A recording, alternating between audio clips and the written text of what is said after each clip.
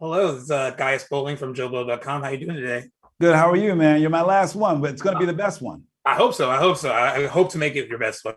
You will. I know. I can see it. Come on, give it to Let's me. do it. Let's do it. I had a chance to check out the film yesterday, and I absolutely loved it. I thought it was a really good continuation of the story from the original film. And I've kind of heard in like when this was kind of being brought up that it felt like more of a spiritual sequel Yeah. to the first film. And I was wondering, because I'm a fan of the original film, I was wondering if you were a fan before you signed on, and what was it about this take and this continuation that made you want to get on board with this? You know what? It's funny because of the Candyman lore and how deep it was. I stayed away from it because it was terrifying. It was that scary. I'm on the other side. I was like, oh, I'm going to stay away from that. I don't need to see that. But then, of course, when I got cast in this, I went to the source material and watched it, and I thought it was fascinating. And I love that we were writing something that was going to, creating something that was going to be in conversation with the original. So that's what I think it is. It's just an epic conversation because the story keeps continuing. The questions of who's the monster, of Candyman, of Black lives being brutalized, of gentrification, of art and criticism. I think it's all connective tissue, and we're continuing in that line, making it a spiritual sequel. Right, exactly. I guess the biggest thing about the original, and even with this one, the social commentary is just as important as, of course, it's a scary movie. You want to like make people jump out of their seats. You want all that to happen. But what makes these movies so good is that there's also a message. There's something that you're trying to tell, something you're trying to convey. How important was it for you to kind of keep that social commentary thread going into this kind of chapter of the story, especially now? I guess it is still, I mean, it's always going to be relevant, I guess, but it was especially relevant recently. Absolutely. I think especially, I feel like we're really, it's truly timely because it's unpacking so much that we've all been dealing with, especially after last year's Summer of Racial Reckoning. I think that these are things that it's a great tool in a way, I would say, to really go into the dark, into a theater with other people and examine this stuff together in the genre of horror. Right. I think that horror is as an entertainment. Yes, it is to get the gasps and to get the jump scare. But this is going to give you a little bit more than even what you imagine you were coming for. You're going to actually hear conversations that you're not privy to. You can hear all this discussion, what it's about. And I love the ideas about gentrification and art criticism as well, and Black art and who the art is for. There's many things we're unpacking in our culture in the film, which I think is extraordinary and unique. Right. So if this film would have kept this, I mean, I know like most movies, it got delayed because of the COVID pandemic and all that. If it would have kept its original date, it kind of would have come out in the heat of like when a lot of that stuff was going on. But even now, even like, over a year later, that is still kind of, still part of the narrative. It's still part of the story. But do you think how do you think things would have been affected if the movie would have actually come out when it was intended to come out, like closer to when all that stuff was going on? And you know what? You know what I think? I think it almost would have been too much on the nose in a way. I think that there's something about that it was divine that they made the choice for it to come out later. I think they were right, believing that this needs to be experienced in an audience with others. Right. Not just for box office numbers, but I think because the intent of horror is to experience this together in a theater, just like Broadway stages as well. It's like, no, some things are meant to be in conversation with each other right now. Right. To actually hear why someone, oh, you laughed over that. That one triggered me. I wonder what that's about. So, you know what I mean? So I think that the intention is for it to be enjoyed on a screen with other people in the room. Right. Because there's a conversation that needs to be happening that's happening on that screen. Exactly. Because, there's something, especially with everyone going back to the movies right now, for some reason, the horror genre right now, you had like a Quiet Place 2 and the Forever Purge did pretty decent when it came out. There's something, I don't know what it is about the genre that gets people to kind of go and get in those seats, but like it's kind of cool that you're able to have this kind of this avenue to tell this story that will be told in the best way in this kind of communal atmosphere of going back to the movies. Well, that's what felt good about this summer for me, to be honest. I've been blessed to be in one film that started off the summer and getting back into theaters, Zola. Yep. And also with Candyman. And I thank you. And Candyman at the end of the summer, it almost draws a line. Like these things that we think that are very important and the reasons why you've got to get into the theater to see this and experience this. Both of them are about America. Both of them are about a conversation that we're all having in corners and on blogs and on Twitter feeds and all, but we can actually have them in a space together. So I feel very blessed to be a part of this entire conversation as we go back into the theaters. And it's cool. It's cool. Yeah, it's a really nice thing to see. I just wanted to ask you, like, as an actor, because with your character provides a lot of the backstory, a lot of like, why is this happening? And I was just wondering, as an actor, like on the page, like, is that kind of like, you have to be the guy who's like, this is why this is going on. Like, how do you make that like interesting for you as a performer? Like, where do you kind of go to kind of, I guess, give that more, a bit more meat for you as an actor when you're having to say the lines and do the work? You have to, I mean, it's funny because those were pages and pages of monologue. Right.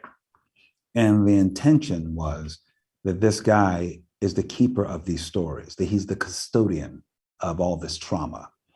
And his design is to educate and enlighten and inspire. So those are very clear objectives that he has.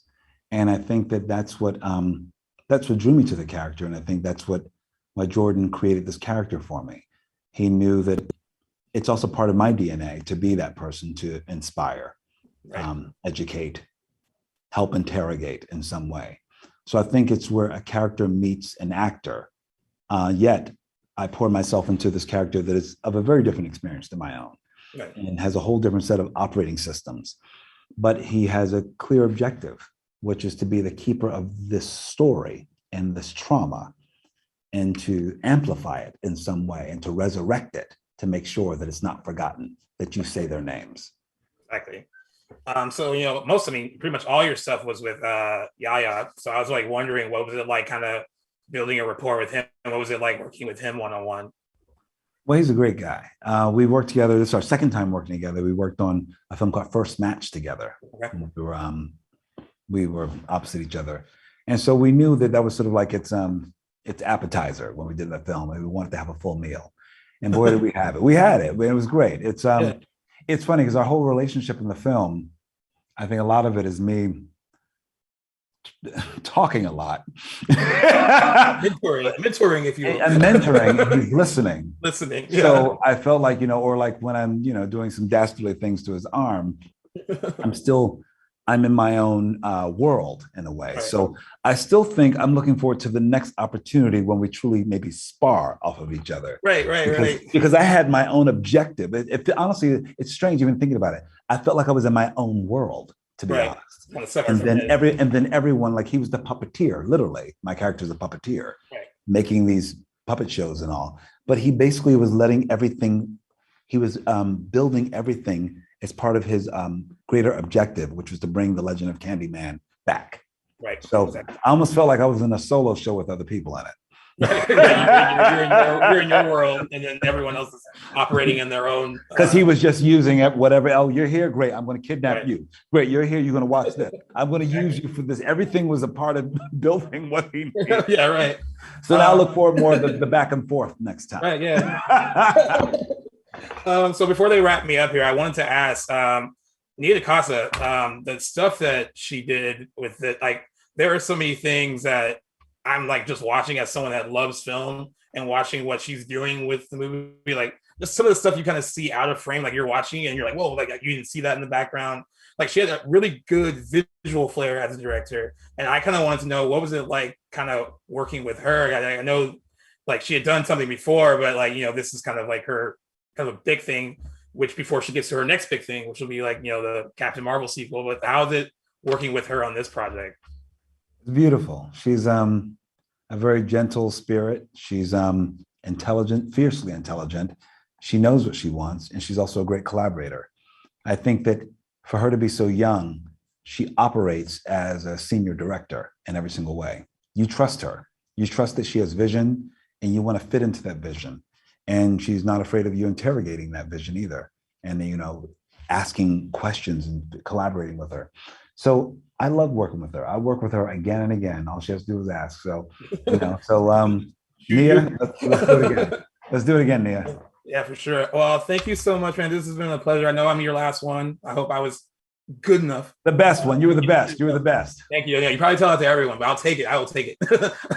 I will take it. Thank you so much. The movie was great. You're great in it. You have a good one. Take care, buddy. You too. Thank you. Bye. This is where it all began. The story of Candyman. Local character, he walk around handing out candy to the neighborhood kids. One day, a couple of kids get razor blades in their candy. Police come around. That's when I saw the true face of fear. Get on your knees. Hands, hands, hands. They beat him, tortured him, killed him right there on the spot. A couple weeks later, more razor blades and more candy. He'd been innocent. So he's real?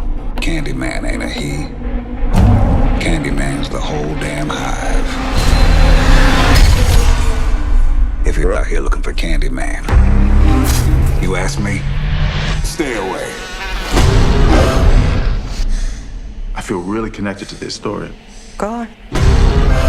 Right here, in this neighborhood, the legend started. And the legend is, if we say his name 5 times while looking in the mirror, we could summon him. Summon the Candyman. Hell no.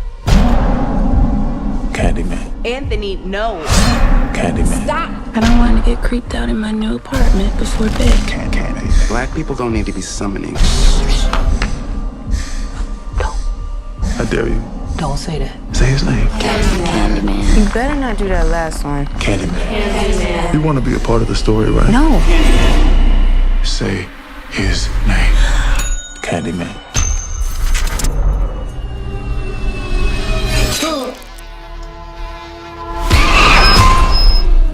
Anthony? Anthony? Anthony? Are you okay? What the hell is going on? Anthony! This neighborhood is haunted. I think I made a mistake. I brought him back. Candyman isn't real! He chose you. He has purpose for you. Tell everyone. New to the neighborhood. You should say it. Candyman! Say his name.